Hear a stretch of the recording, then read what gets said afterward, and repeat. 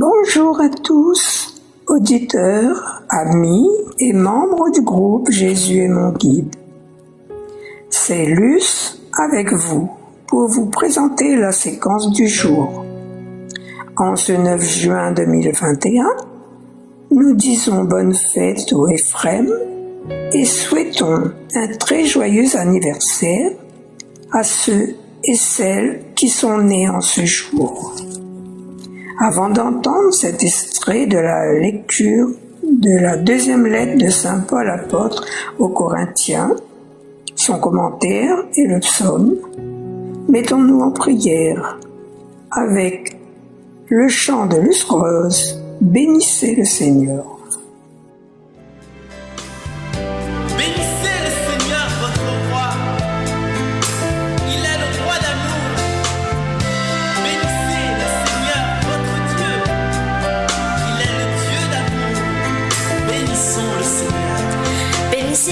Seigneur votre roi, il est le roi d'amour.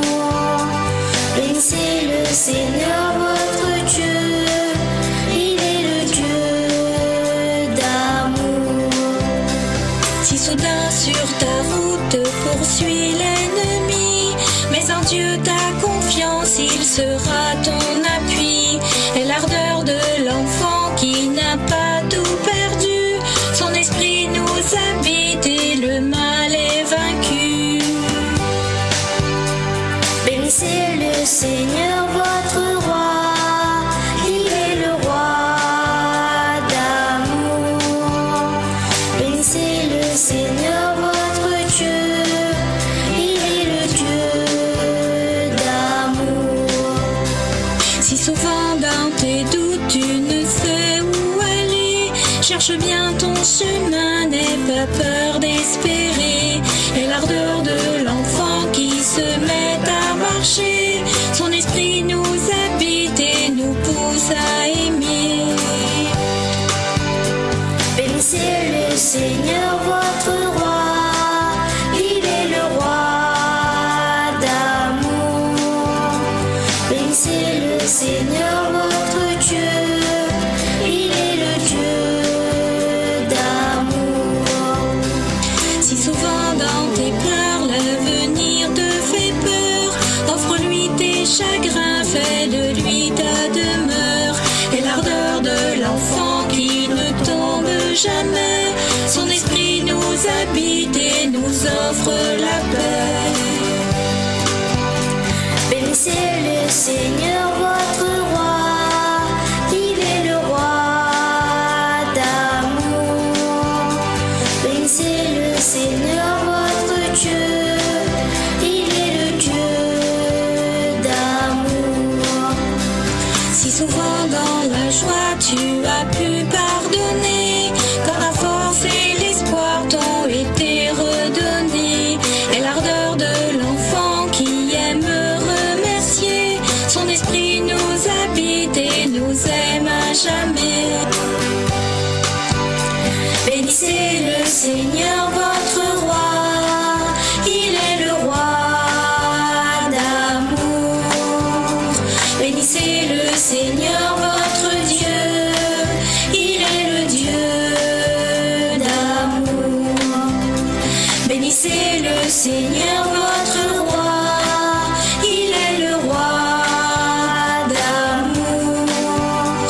Bénissez le Seigneur votre Dieu, il est le Dieu d'amour.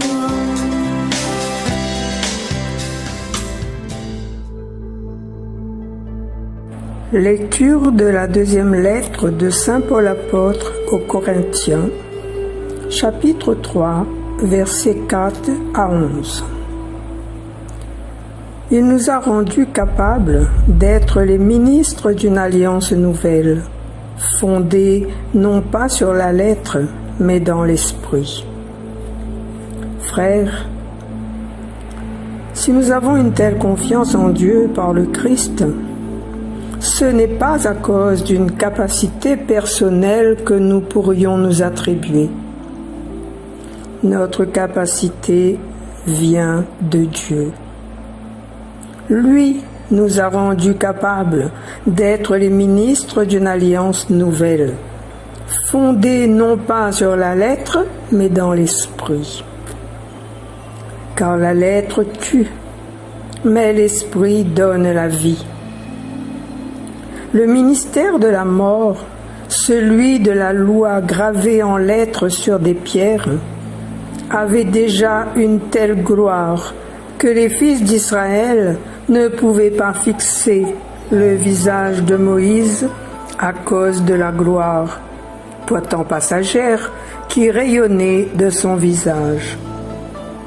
Combien plus grande alors sera la gloire du ministère de l'Esprit. Le ministère qui entraînait la condamnation, celui de la loi, était déjà rayonnant de gloire. Combien plus grande sera la gloire du ministère qui fait de nous des justes? Non, vraiment, ce qui, dans une certaine mesure, a été glorieux ne l'est plus, parce qu'il y a maintenant une gloire incomparable. Si, en effet, ce qui était passager a connu un moment de gloire, combien plus ce qui demeure restera-t-il dans la gloire? Parole du Seigneur. Nous rendons grâce à Dieu.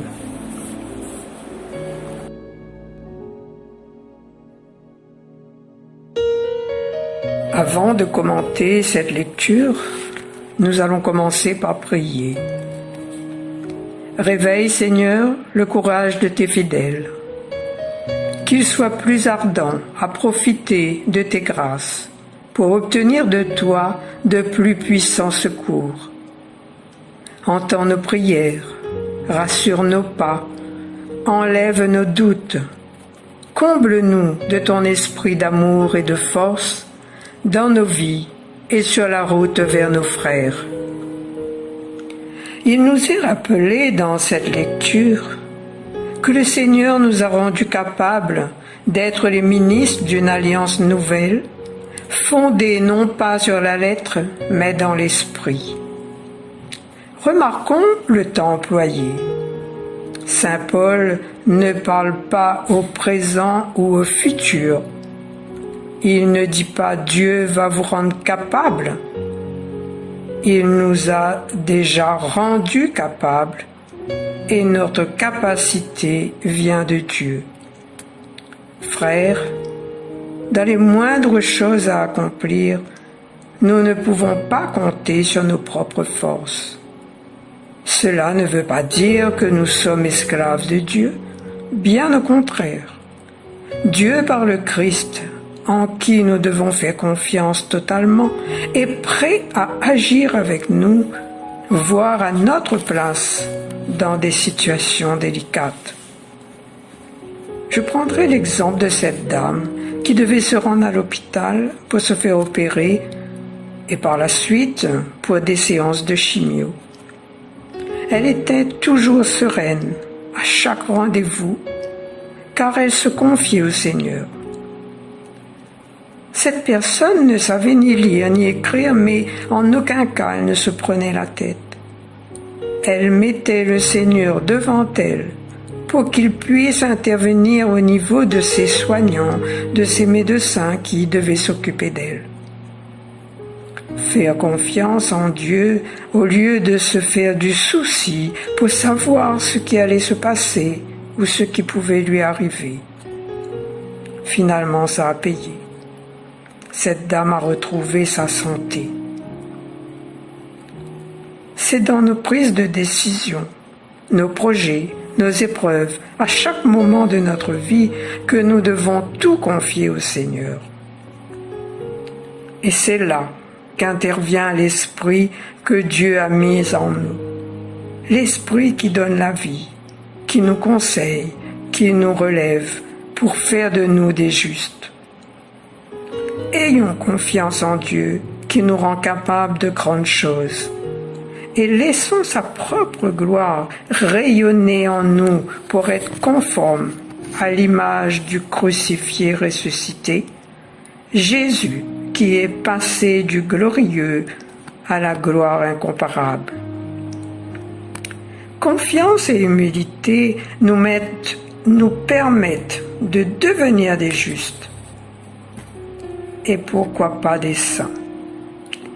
Nous ne citerons que Marie, Joseph, la petite Thérèse, Bernadette, ces exemples de simples personnes du monde inconnues qui sont devenues de grands saints, connus par tous, et qui sont entrés dans la gloire de Dieu, pour parler ici de la gloire du ministère de l'Esprit qui demeure éternellement.